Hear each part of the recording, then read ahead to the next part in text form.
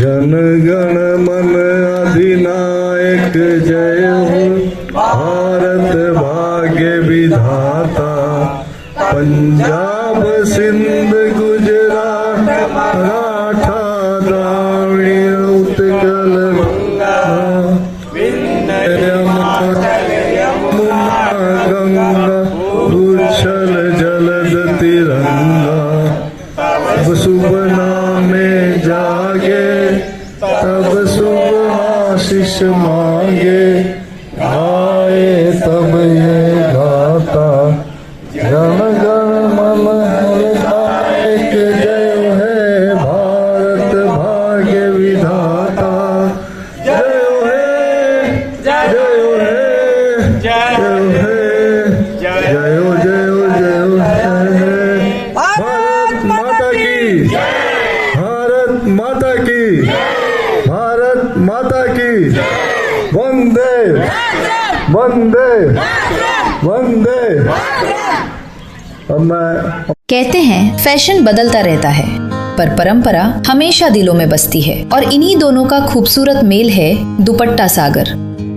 45 वर्ष पहले स्वर्गीय अजीत सिंह भाटिया जी और स्वर्गीय सरबजीत सिंह भाटिया जी ने एक सपना देखा था, जहां हर महिला अपने लिए पा सके कुछ खास, कुछ ऐसा जो हो सौंदर्य, संस्कार और स्टाइल का संगम।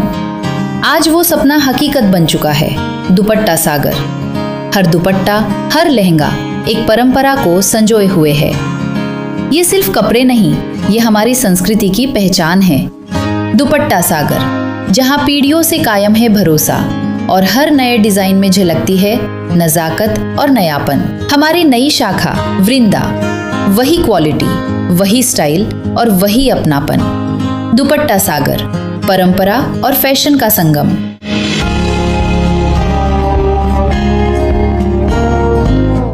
जी का हार्दिक अभिनंदन और उनकी पूरी टीम का हार्दिक अभिनंदन।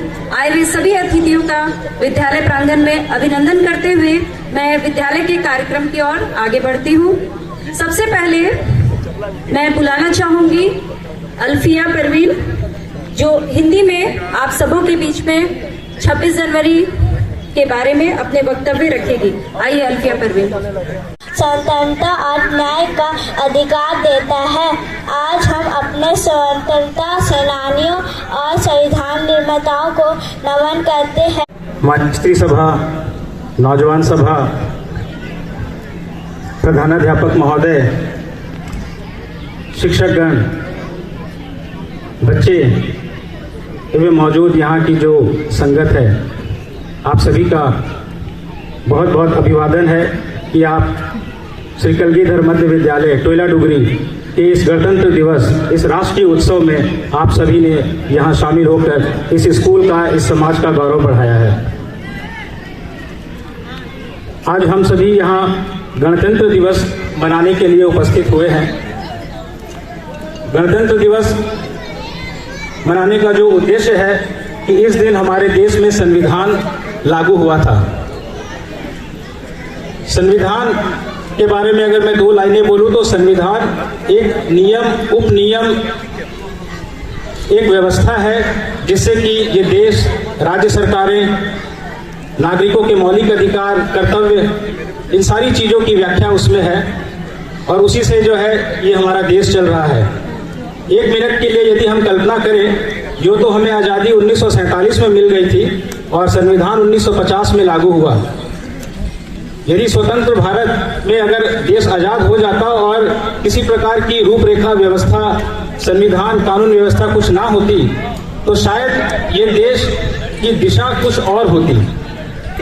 इसलिए नियम, उपनियम, ये कोई भी, चाहे देश हो चाहे कोई संस्था हो, सभी को चलाने के लिए उसको रहना जरूरी है और उसी के इर्द गिर्द ही सारी चीजें जो है वो चलती हैं।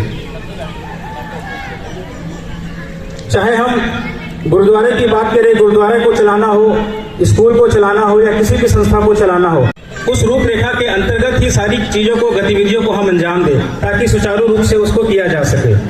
यदि वैसा ना हो तो अलग अलग दिशाओं में अलग अलग लोग अलग अलग मानसिकता के साथ हम बढ़ते चलेंगे और किसी भी मंजिल तक पहुंच नहीं सकेंगे। ये कहने के लिए तो ये बातें हैं, मैं कोशिश करता हूँ आपको एक उदाहरण के रूप में इसको प्रस्तुत करूँ। मैं आज आप सबके बीच में एक छोटी सी कहानी एक सुनाना चाहता हूँ। आप मेरे ख्याल से सभी ने लगभग हम लोगों ने पढ़ी है, बचपन में सुनी है। रैबिट एंड टर्टल की जो रेस हुई थी, खरगोश और कछुआ, हम सभी ने ये देखा है, सुना है कि खरगोश और कछुए के बीच में एक रेस, एक प्रतिस्पर्धा की बातचीत होती है कि कौन मंजिल तक पहले पहुंचता है। और ये है कि slow but study wins the race. यदि हम धीरे लेकिन निरंतर चलते रहेंगे तो हम अपनी मंजिल को पा लेंगे। इसका दूसरा वर्जन भी है।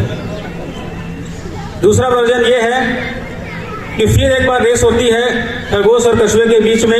इस बार खरगोश जो है नहीं सोता है और खरगोश जीत जाता है।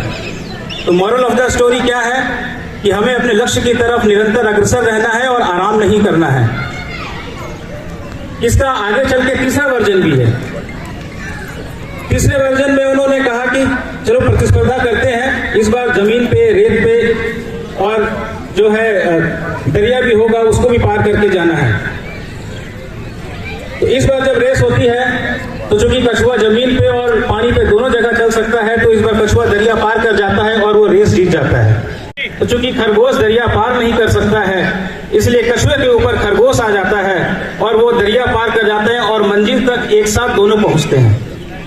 मॉरल ऑफ द स्टोरी क्या है इसमें? मॉरल ऑफ द स्टोरी ये है कि जब रास्ता कठिन हो और मंजिल दूर हो, ऑब्जेक्टिव जो है बड़ा हो, तो अकेले नहीं, हम सबको साथ ही लेके चलना है। अपने जो है विचारों को व्यक्त करें। कोई भी बातें होती हैं आप बिल्कुल आकर के साझा करिए। प्रबंधक कमेटी दोनों हाथों खोल के आपका स्वागत करती है, चाहे स्कूल के विषय में हो, चाहे गुरुद्वारा या समाज के किसी भी कार्य के लिए हो। हम सभी जो है आप सभी के साथ है, गुरुद्वारा प्रबंधक कमेटी साथ है, मैं निजी तौर पे साथ हूँ, समाज के प्रति समर्पित सोच के साथ ही मैं आया हूँ और आपसे भी यही अभिवादन, यही अनुरोध करता हूँ कि आप भी साथ में कंधे से कंधा मिलाएं और समाज के प्रति जो भी हमारी नैतिक और मौलिक जो है जिम्मेदारियां हैं उनको हम निर्वहन करें।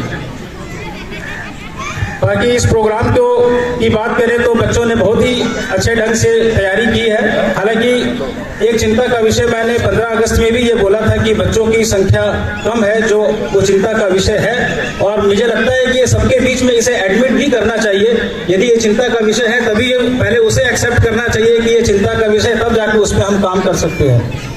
तो मैं ये अनुरोध करूंगा कि शिक्षकगण, प्रबंधक कमेटी, स्कूल के लोग, सभी लोग हम लोग मिल के एक पटल पर, एक जो है प्लेटफॉर्म पे आए और इसके पीछे विचार मंथन करें किस तरह से हम जो है बच्चों की संख्या को बढ़ाएं, ताकि आने वाले समय में ये देखता हूं कि यदि हम अगला किसी राष्ट्रीय उत्सव को अगर हम इस प्रांगण में मनाएं तो ये खिलखिला के तालियों की गड़गड़ाहट की आवाज सुनाई पड़नी चाहिए, बच्चों की संख्या ज्यादा दिखनी चाहिए। नजदीक से दूर से उन सभी का मैं अभिवादन और धन्यवाद भी करता हूं कि वे अपना कीमती समय निकाल करके आज के इस राष्ट्रीय उत्सव में हमारे साथ खड़े रहें। धन्यवाद। जय हिंद, जय भारत।